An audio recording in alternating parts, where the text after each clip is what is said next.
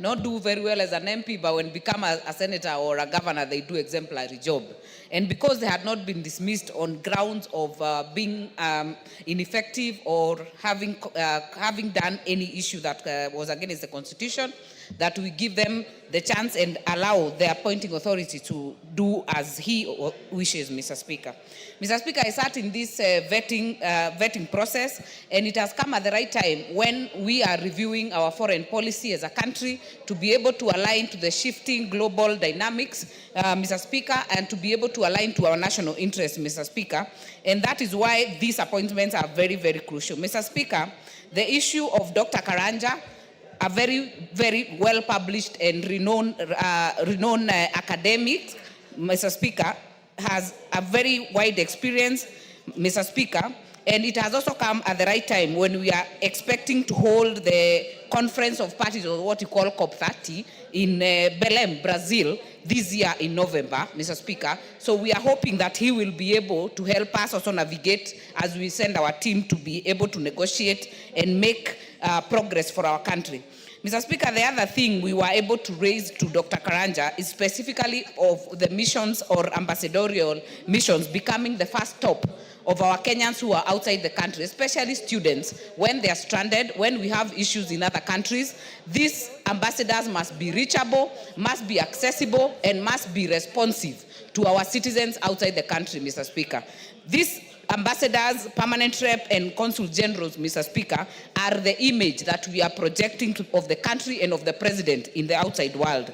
Mr. Speaker, I also agree with the previous speakers in terms of at the time when we get a person declining an appointment, Mr. Speaker, it definitely sends a very bad picture to have Accra becoming rejected twice, Mr. Speaker. So it is important that, as has been said by the mover, that the head of public service does proper consultation with the appointing authority to ensure that if someone is not ready to take up an appointment, you reject it at the right time. Let it not go to the Gazette notice, because when it goes to the Gazette notice, even if you write to the clerk, it will already have gone out, Mr. Speaker. So the timing is very critical that we have it checked. Mr. Speaker, the issue of linking the country with our country is very important. It has become a global village. We hope that these three appointees will do a good job. I want to also pick up on Honorable Ababu Namwamba, a person who has served in this house for 10 years, has been a cast, Mr. Speaker, and we were able to interrogate in terms of his knowledge, in terms of representing us in the UNEP and UNON. And one issue, Mr. Speaker, that I personally feel about UNEP and UNON is that despite being hosted in this country, if you go to Switzerland, if you go to New York, you will see the linkage between the national and domestic interests with the offices of the UN that are located in those areas, Mr. Speaker. I feel like Gigiri in UNEP and UNON, they feel detached from what we are doing as a country. So I would hope, as he promised, that he will be able to act as a bridge between getting the bottom-up economic transformation agenda, the national interests of this country linked into these offices, Mr. Speaker. Let Kenyans also feel them as part of the global world. Mr. Speaker, the issue of Haiti is very critical. The person who has been nominated there, who is Gabo, Mr. Speaker, has been in the police for over 30 years, ended up as the DIG, has been in the policy implementation at that level, Mr. Speaker. And the one question we hope and we actually put up to him is that as we already sent our first contingent of police officers to help restore peace in Haiti, we will be looking that he'll be the go-between for those officers, because first of all, for obvious reasons, the officers are not unionized, Mr. Speaker. It would be very unfair or unfortunate for our issues, especially of welfare of those officers, to go to the media. We see them on BBC, we see them in other areas, complaining that their welfare is not being taken care of, Mr. Speaker. So we'll be hoping that when Gabo reports, if appointed and if passed in this House, Mr. Speaker, he will be able to do a good job to ensure that he's the go-between between these officers and, of course, other Kenyans, Mr. Speaker, who are in that area, who would actually be threatened by any issue or who would be having an issue of welfare, they would wish to communicate so that they're able to sort it out in-house before it gets out, Mr. Speaker.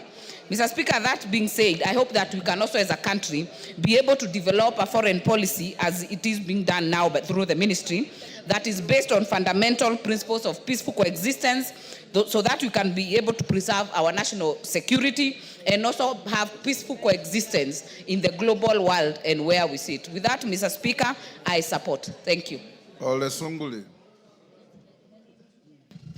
Mr. Speaker, I also stand to support these appointments. Being appointed to be ambassador, as you did appoint me to go to China, is one of the most important jobs that you can get as a country. Actually, it's the only time you can be called Your Excellency without being elected. And that shows you the importance that is attached to this particular office. Mr. Speaker, I concur with the committee, except when I listen to the chairman of the committee describing, for instance, Dr. Andrew Karanja, and I listened to our friend Mother from Gilgil saying that he's well-educated. But the chairman says that we appointed him, notwithstanding the fact that he cannot communicate very well. Now, Mr. Chairman, Mr. Speaker, of course the duty of an ambassador is to communicate, to speak for the country. I find one thing that is being omitted all the time, that ambassadors are being vetted or appointed. It does not happen in Western countries. That you are appointed to a Portuguese-speaking country and you can't speak Portuguese. You are appointed to a French-speaking country and you can't speak French. Now, if Dr. Garanja does not communicate well in English, what do you think about him communicating well in Portuguese? I think we're like Honorable JUNET is saying. Order, Julius. There's a point of order from Wangari. Mr. Speaker, I don't remember anyone saying that Dr. Karanja cannot communicate effectively in English because he's actually a graduate of a PhD holder, Mr. Speaker, and was very fluent and very well conversed with the English language.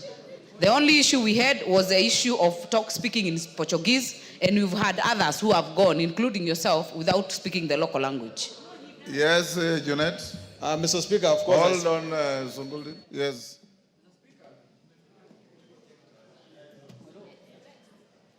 Mr. Speaker, I want to also say that having a PhD does not mean that you know English.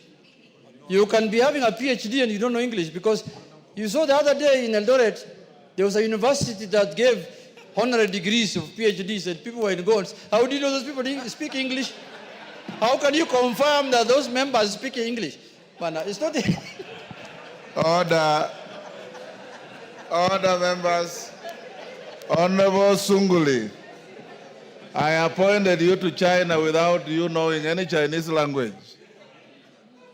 So, Mr. Speaker, that is why, with the benefit of the hindsight, yes, I'm able to advise that yes, it becomes a problem. But I took an immediate measure and learned Chinese. Yes. And Mr. Speaker, you can also attest that when you came to China, I was able to translate some Chinese, yes, to you. Yes, I'm just saying that in future, as we draft this policy, let us take that into consideration so that we can appoint people who are fit for purpose. And when I talk about lack of communication, I was referring to the speech of the chairman of the committee that Dr. Karanja said that he's going to improve his communication skills once he gets back to Brazil. Mr. Speaker, I also want to commend His Excellency the President for appointing Mr. Nur Gabo to be Consul General. Yes, Bashir, what's the point of order? Motion, sir. Honorable Speaker, I want to... Sunguli, do you want to be informed? You know, I want to... Yes, you can let him inform. Go ahead. Honorable Speaker, and I just want to inform Honorable Sunguli and the House that the point where our chairman said that the nominee said he's going to improve on his communication skills was not particular on his speech. but we asked him a question on why, when he was the Minister for Agriculture, that he kept quiet when so many things were happening, including the issue of vaccination. And he said there was a lapse and that in future he's going to improve on his communication skills to the public and the people he serves. Thank you. Yeah, that's why I said he was appointed in spite of that fact. But Mr. Speaker, I was at the point of saying that I wish to thank His Excellency the President for appointing Mr. Nur Gabo to be Consul General to the Port-au-Prince in Haiti. That, like Brazil is the only place where we have our embassy in South America. And I hope that this position that Mr. Nur Gabo has been appointed to becomes a position where he's ambassador to the Caribbean, rather than just a Consul General to Haiti. But it is a testament, Mr. Speaker, of the fact that the mission in Haiti is actually now getting some fruits. Contrary to what we had predicted here in this House, it seems like the brave sons of Kenya are at long last making a difference in Haiti. And I hope that Mr. Gabo his presence in Haiti, his presence in the Port-au-Prince, will in fact now enhance our responsibilities in that place. And it is very important that we eventually take this office away from Haiti to in fact Kingston itself, so that the rest of the Caribbean can come under the loop of Kenya, because we need the Caribbean countries when it comes to our diplomacy. We have our foot in South America. We need to extend that to Santiago in Chile. We have our foot now in Port-au-Prince. We need to extend that again to the rest of the Caribbean. And I want to say, Mr. Speaker, that the ambassadors in abroad ought to be looked after very well. I don't know the position currently, but when I last visited one country, it looked like the salaries were delaying, some of the allowances were delayed, and it is very embarrassing if the embassy abroad does not get its payments due on time. Mr. Speaker, I support.